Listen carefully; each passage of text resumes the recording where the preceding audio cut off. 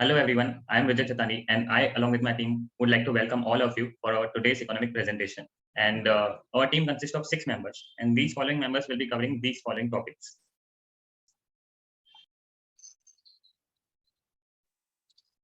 Pre-COVID economic trends. Trends in economy basically means that an indicator that says how well our country is doing financially.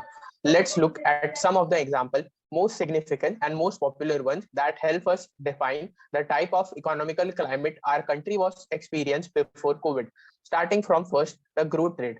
From the past decade, India annual average of growth rate was 7% a year, but the growth rate fell from 8% in 2017 to 4% in 2021.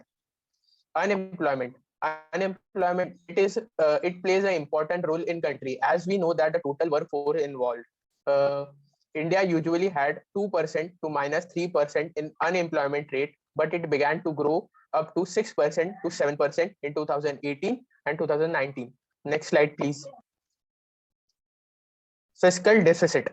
It means a shortfall in government income compared to its spending. Before COVID, it was just a tad to more than the normal, but after COVID, we can see it is increased drastically.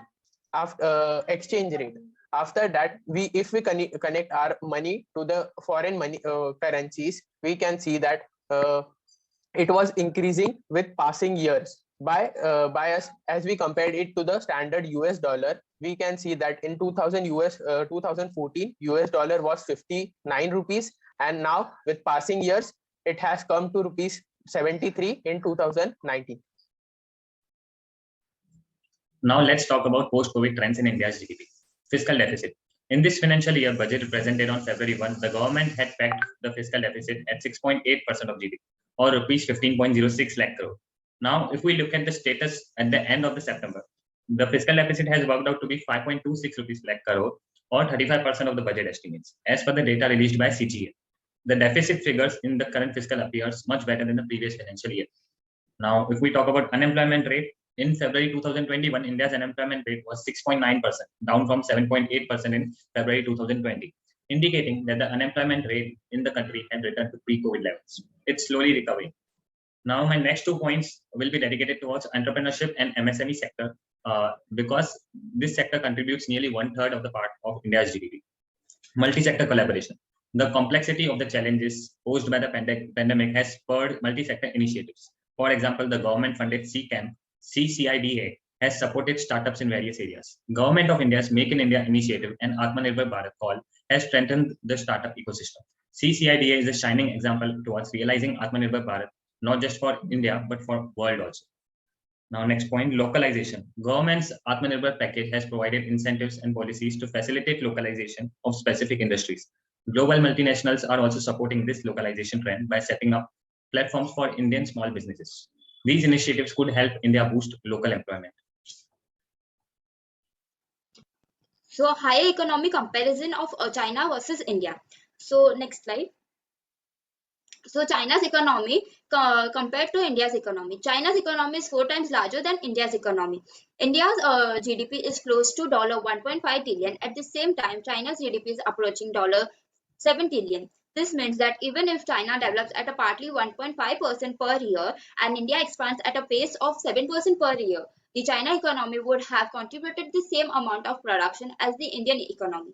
Only if India can continue to outperform China's growth rate by a large margin over the next 2 or 3 decades does it have a chance of surpassing the Chinese economy. China's manufacturing productivity compared to India. China's manufacturing productivity is 1.6 times greater than India. The typical Chinese worker generates 1.6 times more output than the average Indian worker. This indicates that China's national productivity is 60% greater. Given that many of these issues are structural in nature, it is doubtful that India would be able to resolve them in the near future.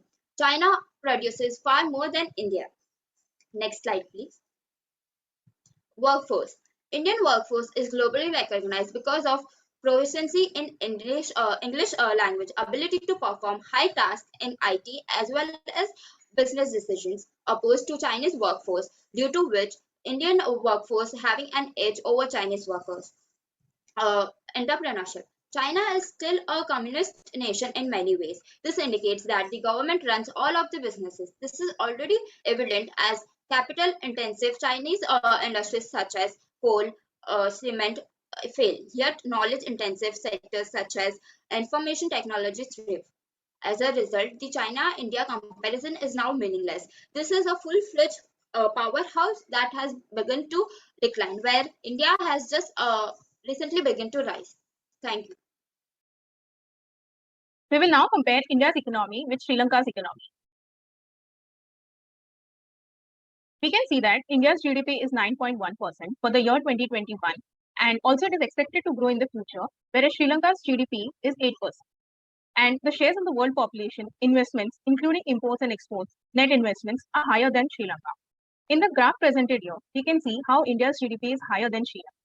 India's GDP was 2.82 lakh crores USD, and Sri Lanka's GDP was 8,397.56 crores USD in the year 2009. And again in the year 2020, India's GDP was 2.62 lakh crores USD, and Sri Lanka's GDP was 8,070.66 crores USD. Next slide. Comparing the inflation rate, we can see Sri Lanka's inflation rate is higher than the inflation rate of India. India's inflation rate is 5.3% and Sri Lanka's inflation rate 7.8%. It is because the rise in the food inflation. Slide. The exchange rate of India is higher than that of Sri Lanka. Per capita income of Sri Lanka is higher. It is because of the gains in human capital formation. Even the Human Development Index value of Sri Lanka is higher than that India. But we can still say that India's economy as a whole is higher and better than Sri Lanka's.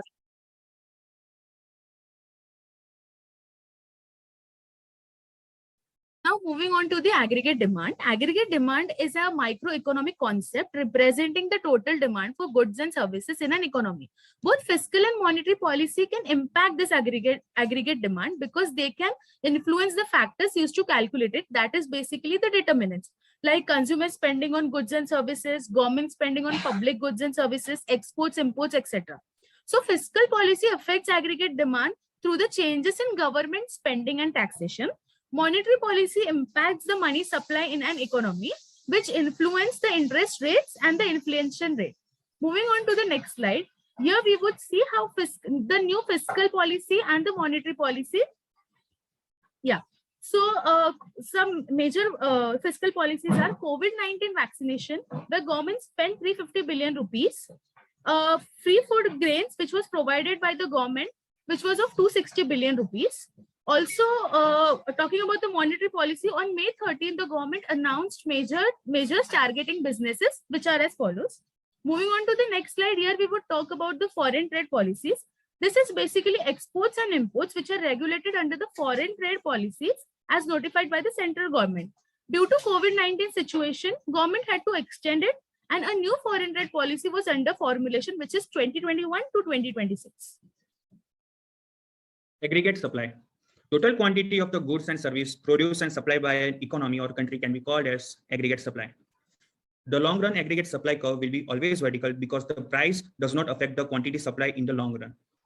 Short run aggregate supply curve will be always upward slope because the price level and the quantity of the output have a direct linear relationship between them. So question is how to increase the aggregate supply. So following are the factors by which India government can increase the aggregate supply: reduction in the cost of resources, the increase in the labor supply, or by having a technological advancement, we can improve the aggregate supply. Following are some of the schemes which has been launched by Indian government to increase the aggregate supply of the country. Atmanirbhar Bharat Abhiyan is launched on the 13th May of 2020, having a budget of the 20 lakh crore, by having a focus on the economy and infrastructure of the country. The Startup India Seed Fund scheme, by having a focus on the Indian startups, was launched on the 5th February 2021. And the last, the National Technical Textile Missions (NTTM) was by having a budget of the 1500 crore INR. Main focus on to develop the textile industry of the country.